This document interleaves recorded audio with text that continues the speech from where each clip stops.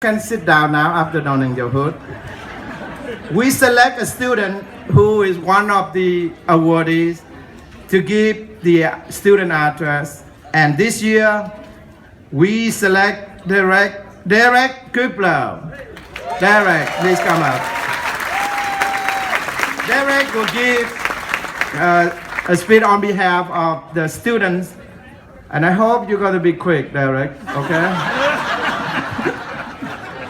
Please give Derek a big applause again. I'm going to excuse myself and run to the ceremony and come right back.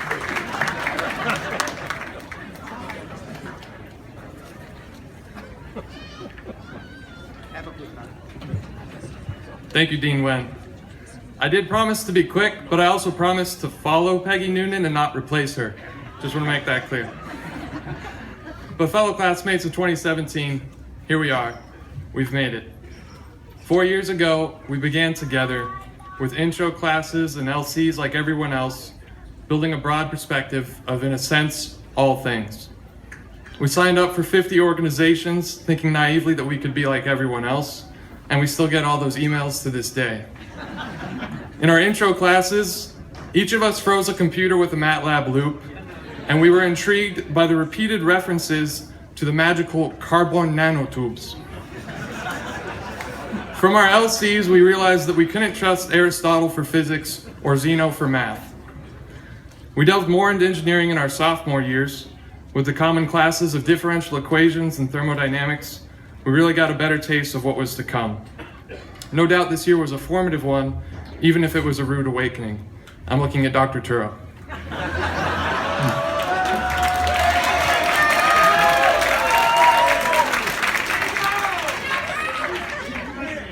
Oh, right in front, hey. Junior year came and we said goodbye to our friends in different departments. I heard someone say, "I'll see you in liberal studies." But we didn't go too far. Our class was the first in the School of Engineering to love the COA community so much that none of us left it for the semester in Hong Kong. Finally, senior year snuck up on us, and like the many Obama admirers in this city, we started asking, can't we just have 4 more years? But then we found ourselves paying large sums of money to take 6-hour FE exams. And soon enough, using even less money, we were revolutionizing modern technology with our senior design projects. So, having mastered the art of solving multiple choice problems and world problems alike, we realized that our work here was done. When we run through it all like this, 4 years doesn't seem like such a long time.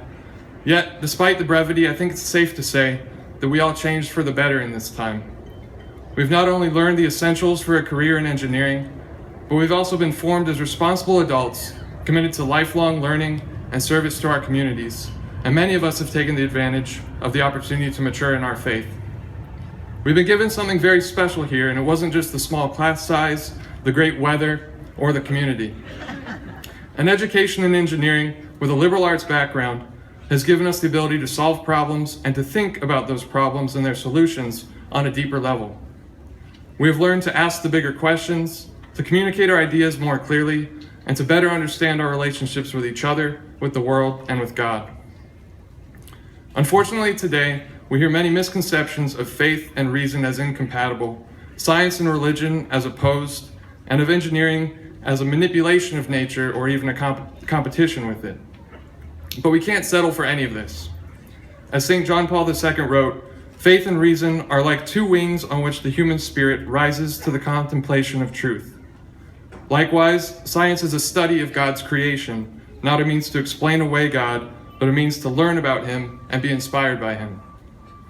Finally, engineering is an opportunity not to downplay God's creation, but to appreciate and work with it.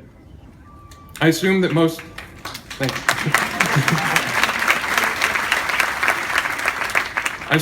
of us here can remember playing with Legos as kids, or at least as freshmen in Engineering 102. Back then, even as kids, we could build some pretty cool castles, cars, you name it, and we were right to be proud of our work. Some might even say that we had created with our imagination. But now, Just as then, as we begin careers where we may contribute to innovations or be part of the next big technology, we can't forget who actually created the pieces, the building blocks. In a similar way, we can't forget the people who provided us with the instructions, nor those who raised us and first taught us.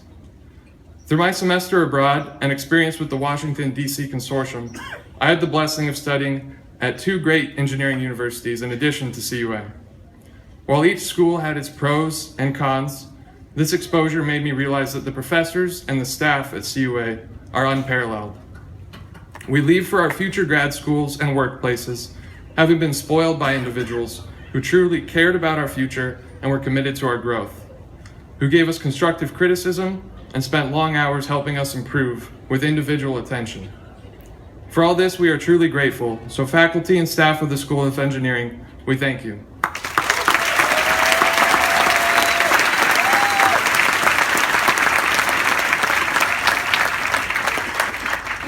Next, if this day belongs to anyone more than us graduates, it belongs to our parents. We owe it to them for having prepared us for this chapter of our lives and for having supported us throughout it. Mom, Dad, and all parents and guardians present, while it is a small return on the innumerable lessons and the unquantifiable love we have received from you, we hope that this day makes you proud. For all that you've done and all that you continue to do in our lives, we thank you.